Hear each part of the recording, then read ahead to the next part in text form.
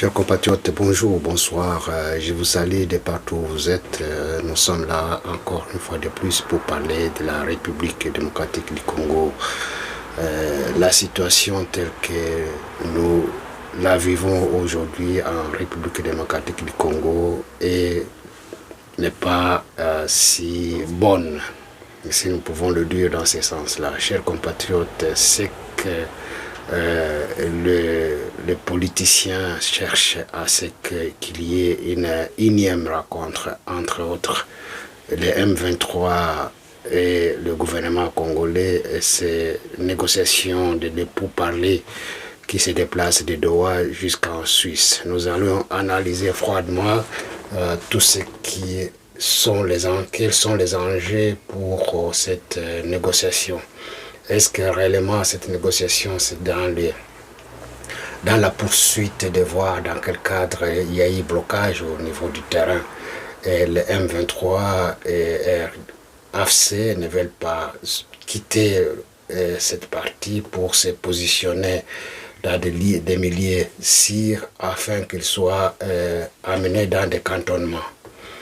Ils résistent sur le terrain, ils poursuivent leur combat appuyé par le RDF, chers compatriotes. Vous le savez, comme le Kagame a déclaré clairement qu'il ne quittera pas l'Est de la République démocratique du Congo. Et s'il ne quitte pas, cela veut dire que c'est lui-même qui renforce ses troupes AFC RDF, même s'il a donné le flambeau à Messier et Hippolyte Kanambe.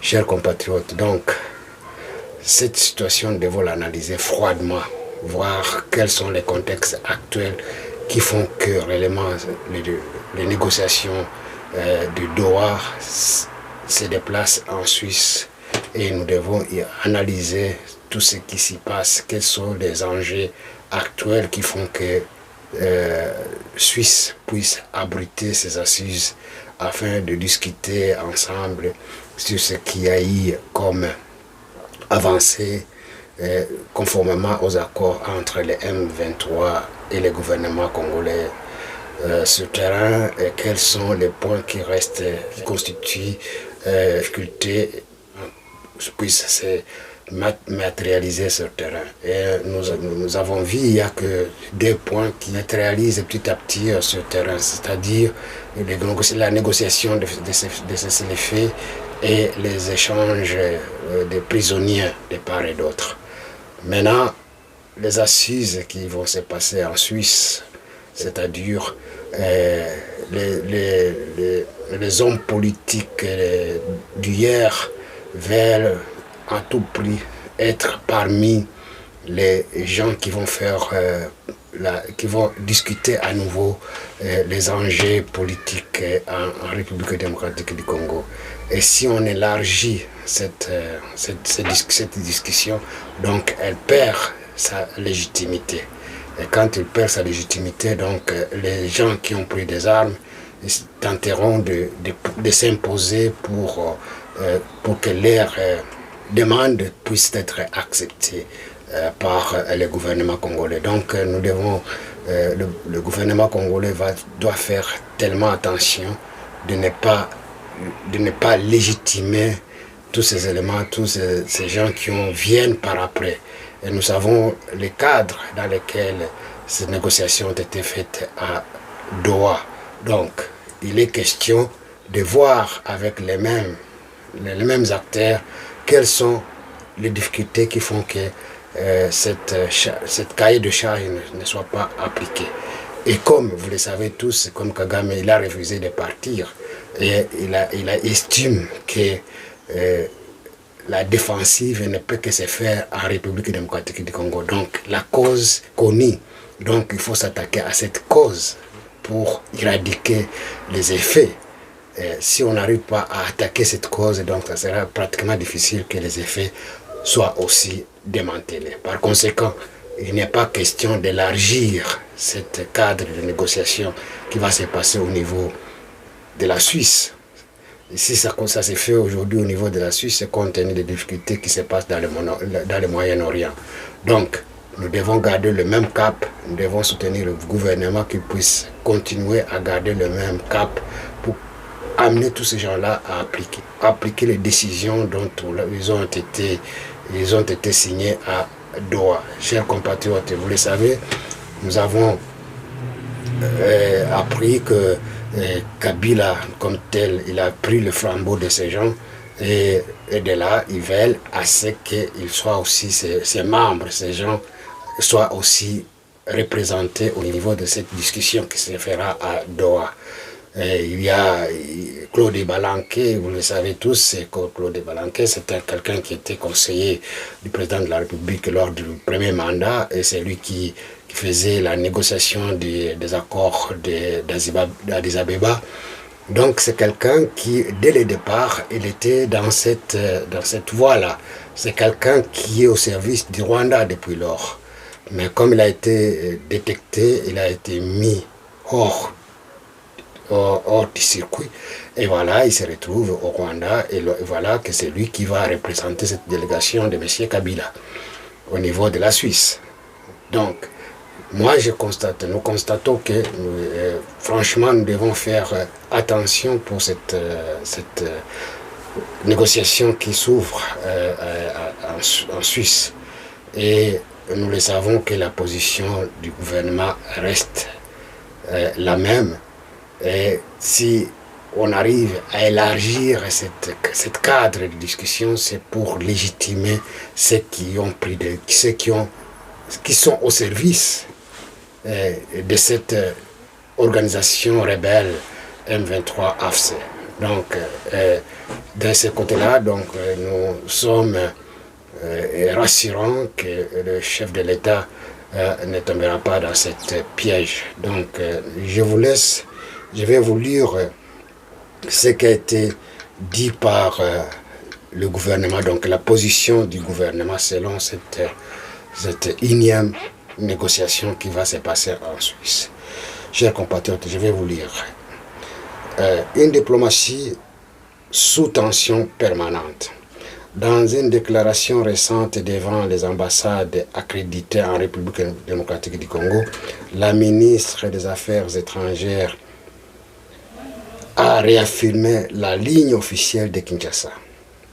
Vous entendez donc qu'il y a la ligne exacte du gouvernement conformément à cette négociation qui s'ouvre à Genève.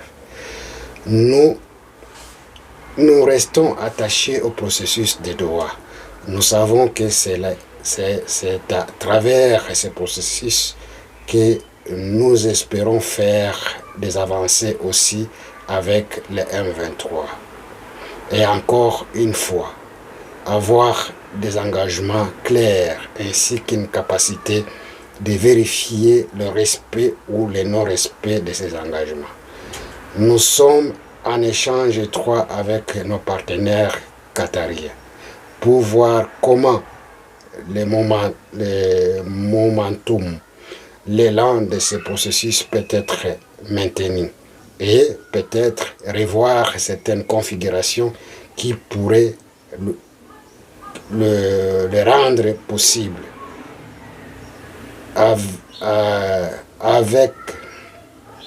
avait-elle indiqué. Donc le ministre des Affaires étrangères tel qu'il a donné la ligne de conduite du gouvernement. Donc il reste dans le cadre des accords de Doha. Et s'il peut y avoir des négociations, donc c'est ce cadre-là qui doit être défini. Et s'il y a certaines configurations nouvelles qui pourront se faire sentir, donc ils ne pourront qu'être analysés conformément d'abord aux engagements pris par les partis engagés. Donc il n'est pas question ici d'en créer un autre cadre. Je continue. Cette position illustre une volonté de continuité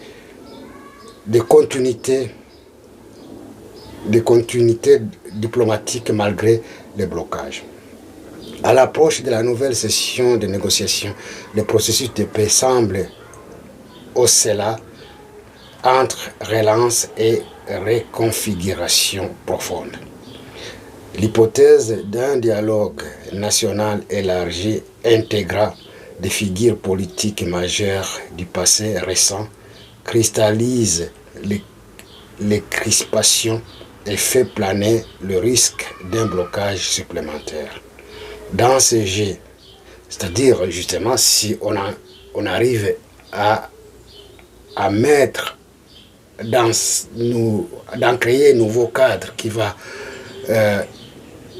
englober les figures politiques majeures du passé, ça va se constituer des blocages et des blocages. Ça ne pouvait pas continuer puisque le gouvernement persiste et signe. Tous ceux qui ont pris des armes doivent passer d'abord à la justice. Il ne peut pas y avoir réparation sans justice. Et tous ces gens-là, ils sont connus. Et tous ces gens qui cherchent à rebondir politiquement, donc ça ne sera pas le bienvenu. Et ça sera une grave erreur si une fois le gouvernement arrive à accepter d'intégrer tous ces gens, à élargir ce cadre politique de discussion. Donc ça sera une grave erreur. Reste une question centrale. Le processus de Doha élargi vers la Suisse est-il une dernière chance de paix ou le début d'une nouvelle impasse politique dans l'Est de la République démocratique du Congo? Donc c'est une analyse telle qui a été faite par les différents observateurs qui connaissent certaines réalités de la République démocratique du Congo et qu'aujourd'hui les gens qui ont pris des armes sollicitent une négociation dans ce cadre, qu'il y ait un cadre qui doit s'élargir pour englober ces gens-là. Vous trouverez qu'il n'y aura pas un issue. Donc nous ne pouvons pas nous en sortir si réellement nous changeons le cadre de négociation tel qu'il a été défini dès le départ. Nous devons nous atteler à faire partir d'abord Kagame et ses troupes de la République démocratique du Congo, puisque c'est le point angulaire majeur qui cause ces effets. Et ces effets, c'est la création du M23 et AFC. Et si on arrive à écarter complètement ces troupes de la République démocratique du Congo à l'Est, on aura gagné un pari. C'est-à-dire, les M23 et AFC n'auront pas un appui à l'interne, et quand il n'y aura pas un appui à l'interne, il lui sera difficile de se réorganiser. Et c'est connu de tous que ces troupes sont armées et la réflexion, ça vient toujours du Rwanda. Donc c'est lui qui les alimente en tout afin d'opérer en République démocratique du Congo. Et cette opération ne peut prendre fin si on arrive à casser la source, c'est-à-dire il faut que Kagame et ses troupes puissent partir de l'Est de la République démocratique, de gré ou de force. C'est ainsi que nous invitons le président de la République et le gouvernement d'étudier, d'analyser ces effets au sérieux et prendre une position unique et renforcer les troupes à la République démocratique du Congo à l'Est afin de matraquer tous ces gens-là. C'est le seul moyen qui est possible afin que ces gens-là puissent partir de l'Est. Il n'y aura pas une autre façon de les faire partir, de les faire accepter. Il faut les faire accepter par les armes. Il faut les matraquer à tout prix. Chers compatriotes, c'est ça la logique, telle que nous la comprenons. Et c'était les analyses de certains observateurs tels que nous le savons, les disent concrètement que ce n'est que dans cette optique-là que le gouvernement congolais peut s'en sortir. Et nous estimons que le président de la République a compris les enjeux et que tout cela ne pourra que uniquement prendre du temps pour gérer la situation afin que tout cela ne puisse pas aller de l'avant. Chers compatriotes, c'est ça le nez de la situation. C'est ça, la situation telle que nous la vivons. Il faut arriver à maîtriser tous ces gens-là. Donc, il faut d'abord que Kagame et ses troupes, qu'on arrive à les enlever de la République démocratique du Congo. Et à ce moment-là, Kagame, Hippolyte Kanambe et ses hommes comprendront que ce n'est pas si facile encore de revenir. Et il faut le matraquer, puisque le mal congolais actuellement, ça vient de ces deux individus. Donc il faut que le gouvernement congolais s'y attelle pour voir dans quelle mesure neutraliser tous ces gens de loin ou de près. Chers compatriotes, c'est ça justement ce que nous allions dire. Et puis nous avons suivi le ministre des Affaires étrangères. Il est depuis hier au niveau du Parlement pour défendre les accords de Washington. Tel que nous l'avons suivi, il a défendu cet accord brillamment. Brillamment, en tout cas, c'est à féliciter Madame Thérèse Kaikwamba Wagner. Il a défendu la couleur de la République démocratique et les accords de paix entre le Rwanda et la République démocratique du Congo et l'accord des minéraux stratégiques entre Washington et la République démocratique du Congo. Et tout a été dévoilé, a été dit. Donc le contenu de cet accord a été expliqué, a été décortiqué par les parlementaires. Même l'opposition a donné le cutus. Il a apprécié la qualité du travail qui est abattu par le gouvernement. Donc, nous estimons que la commission a été mise en place pour étudier s'il y a des amendements à faire, on pourra le faire. Et au moment venu, des affaires étrangères, Thérèse Kaikwamba pourra encore défendre ces accords afin qu'ils soient adoptés par le Parlement, et de là, le président de la République pourra entérimer par ordonnance présidentielle. Et c'est là, maintenant, ça va prendre une autre allure, une autre configuration, et à ce moment-là, une fois qu'il est adopté, il est inattaquable à la longue. Et le gouvernement de Washington aura la possibilité de mettre en place tout ce qui a été discuté comme accord, dans l'accord, afin de matérialiser ce qui a été discuté et développer la République démocratique du Congo. Et ça permettra aux compatriotes de pouvoir obtenir des emplois et de mettre en place et de faire des infrastructures et tout ce qui est intrant pour le développement de notre pays.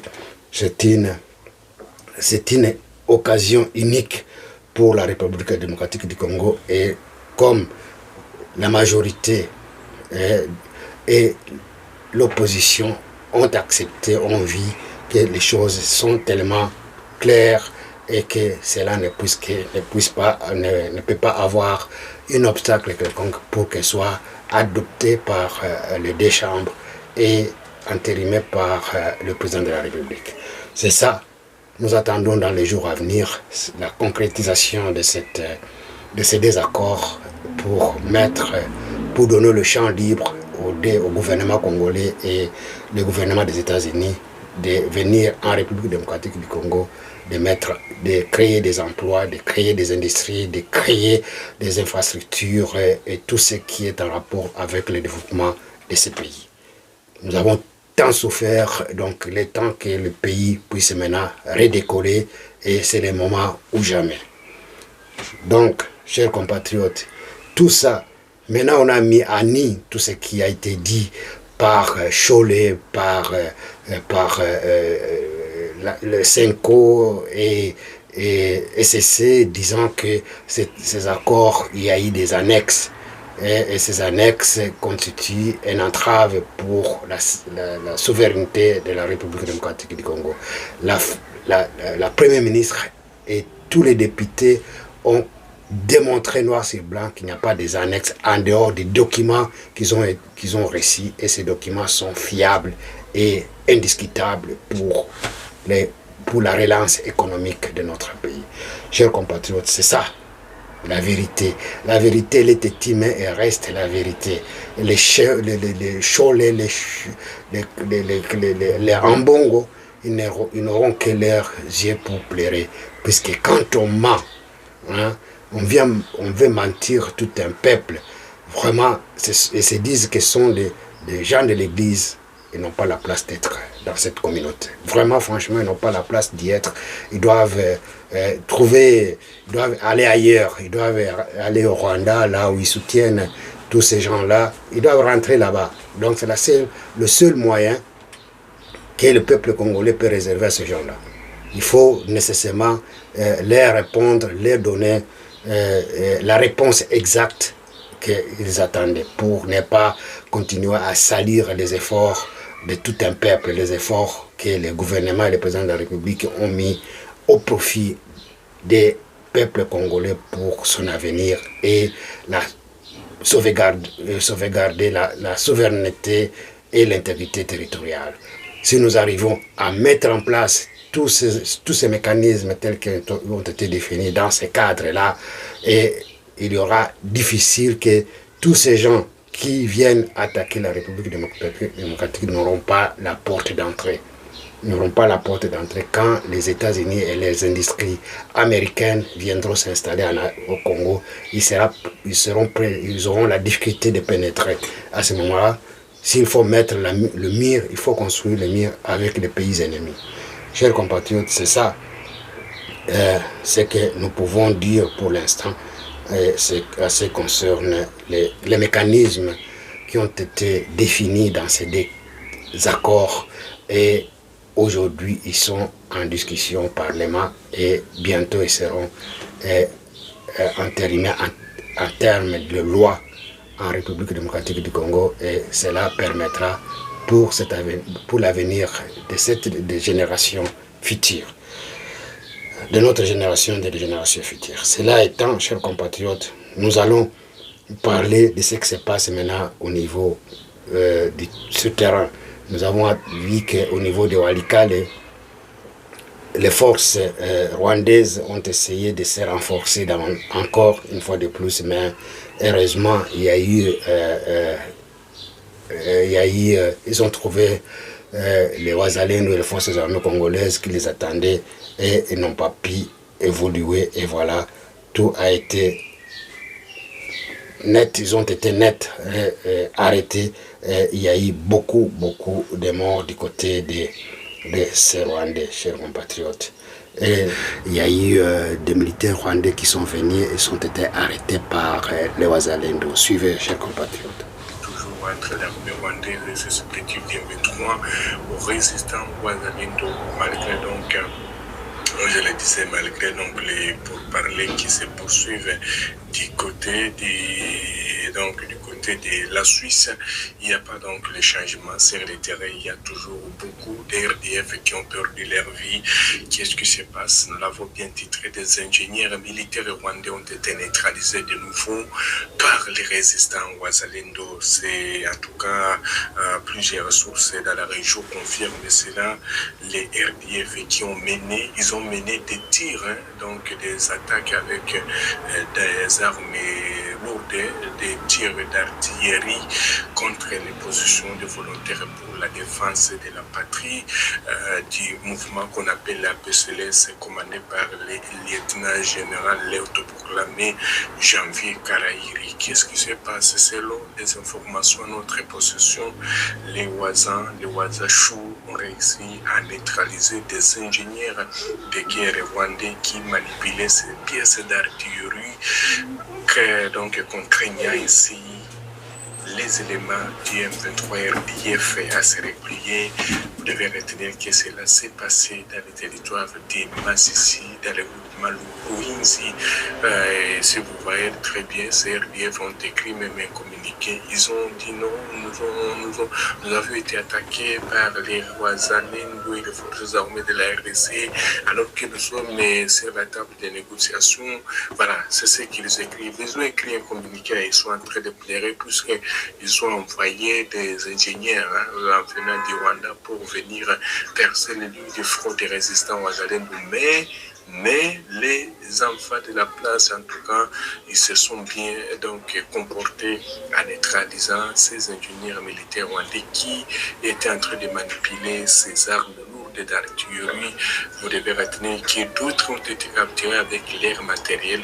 Et d'ailleurs, les Wazalendo nous promettent en tout cas de les présenter dans les jours à venir à la presse. Vous devez retenir que les RDF qui se retrouvent en difficulté ces derniers temps, ils ne parviennent plus à percer les lignes de front comme ils le faisaient. Il y a une grande résistance de la part des résistants, comme on les appelle, les résistants Wazalendo, puisque nous apprenons en tout cas que des ingénieurs militaires rwandais qui ont été déployés dans les groupements de Rouinsi, nous sommes dans les territoires de Mali. Chers compatriotes, vous avez suivi vous-même que le Rwanda ne désarme pas, Kagame ne désarme pas, et aussi avec Hippolyte Kanambe, puisque c'est le grand financier actuellement. Et voilà, il y a eu des militaires rwandais, des techniciens qui sont venus pour voir comment ils peuvent manipuler ces armes lourdes afin de mettre à mal les forces armées congolaises et les Wazalendo. Et voilà, ils ont été net arrêtés par les Wazalendo qui les a attaqués par la suite, et ils ont récupéré ces armes sophistiquées dont détenaient ces techniciens rwandais pour endeuiller encore notre force sur terrain. Et voilà, bravo aux forces armées congolaises et surtout les Wazalendo qui ont fait un travail de titan. Ils disent que les négociations sont en train de se faire à Genève, et pourtant il y a eu des attaques. Ce sont eux qui sont venus attaquer en premier, et on ne peut pas accepter que les mesures défensives se déplacent du Rwanda pour venir en République démocratique du Congo. Donc il faut nécessairement que le gouvernement fasse de leur mieux pour consolider cette offensive afin de mettre en dehors d'état de nuire tous ces gens qui veulent toujours passer par les infiltrés et revenir en République démocratique du Congo. Chers compatriotes, c'est ça la juste valeur dont nous sommes en train de parler ici, et nous ne pouvons pas accepter que cela puisse continuer. Et nous avons suivi aussi au niveau de Calais.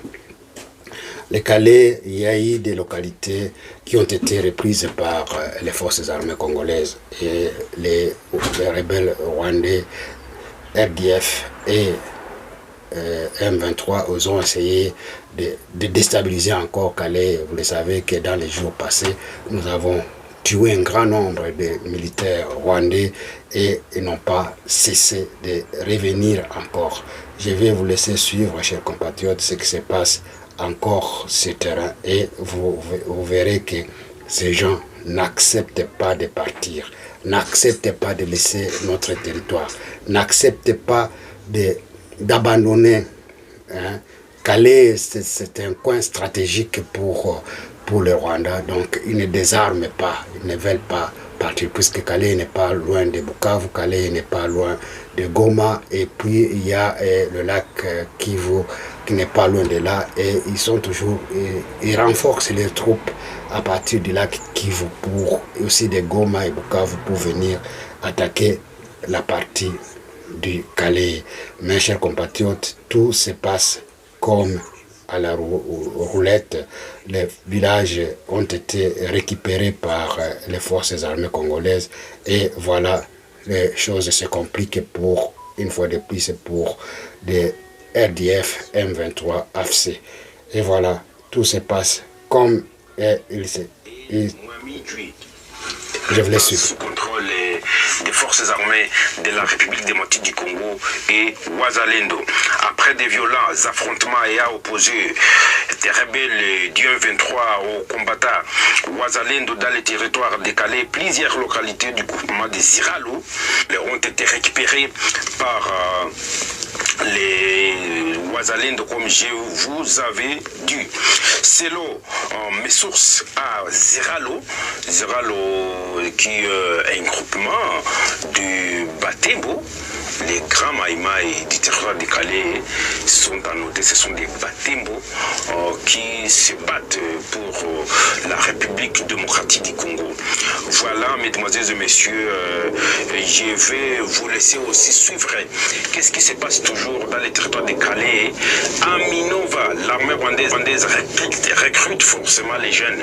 Ils ont pris par force les jeunes, ils ont fait des bouclages. L'armée rwandaise a fait des bouclages, l'armée Tutsi rwandaise a fait des bouclages à Minova. Minova, c'est une grande cité qui se trouve au nord du territoire décalé, à proximité de Bweremana qui est dans les Massissi. Bweremana et Minova, ce sont des cités qui sont toujours ensemble et sous contrôle de l'armée Tutsi rwandaise. Je vous propose donc de suivre mon correspondant. Elvis, si unakucha leo Tusi vraiment Minova haiko bien depuis usiku na couvre-feu siku kuna namuka kunyumba unakuta. Chers compatriotes, vous avez suivi vous-même qu'à Calais, ils ont essayé de réattaquer, mais ils n'ont pas pu. Il y a les Wazalendo et les forces armées congolaises qui les ont arrêtés net. Donc nous avons récupéré plusieurs localités et c'est là pour le bien-être de notre population de ces coins-là.